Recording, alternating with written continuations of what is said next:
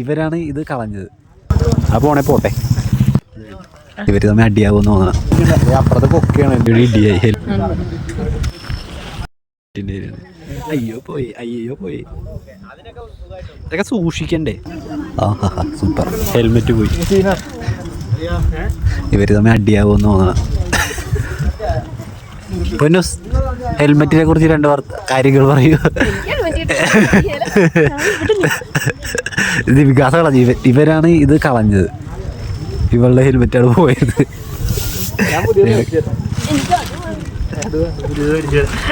1900 മേടിച്ച ഹെൽമെറ്റും കൊണ്ട് നടക്കാതിട്ട് ഇപ്പം അത് വേണോന്ന് പുതിയ മേടിച്ചു കൊടുക്കാന്ന് പറഞ്ഞിട്ട് സമ്മതിക്കും. കരയാരൊക്കെ തുടങ്ങി.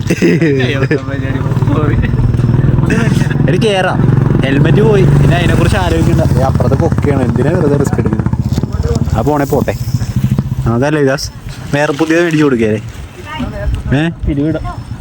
പിന്നെ കിണ്ടിയാണ്, നീയാണ് കളഞ്ഞത്. നീ ഒറ്റ ഒരു ചന്ത അങ്ങനെ കൂടെ ഇറങ്ങിയെടുക്കുക.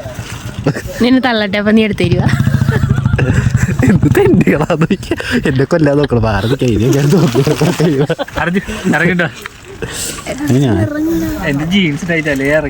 ഒന്നും പറയണ്ട. അതെ പിന്നല്ല,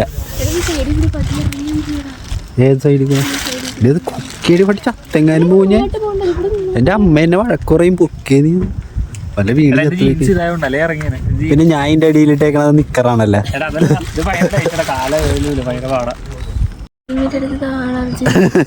വികാസ് പറയൂ, എന്താണ് നിന്റെ അഭിപ്രായം? എന്താ പ്ലാൻ? എന്താ വെറുതെ ഹെൽമെറ്റ് ഉണ്ട് നോക്കുന്നത്? ഇതേ കിടക്കുന്ന ഹെൽമെറ്റ് അപ്പുറത്ത് കൊക്ക.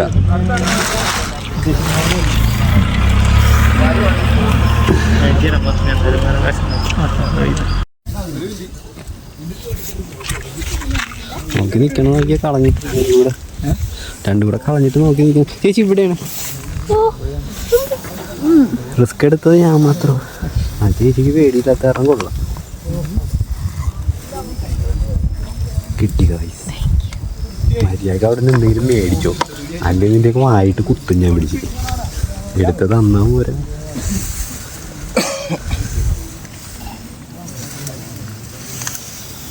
അപ്പുറത്ത് നോക്കി നോക്കി നിൽക്കുന്നതൊക്കെ മനസ്സായി കൊണ്ടേ കളഞ്ഞിട്ട് മുന്നേക്ക്.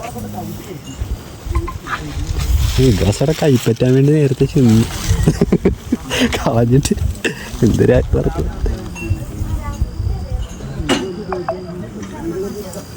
എടാ അവളെ കയറാൻ ഭയങ്കര പാടാ.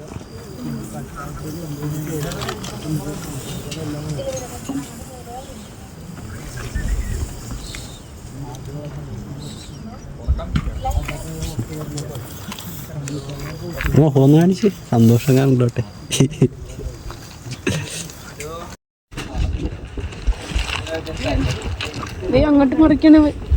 ഇനി വണ്ടി മറിച്ചിട്ട് എന്നിട്ടുണ്ടല്ലോ നമുക്ക് ക്രെയിം വിളിക്കാം, അത് വലിച്ചു കയറ്റാൻ വേണ്ടിയിട്ട്.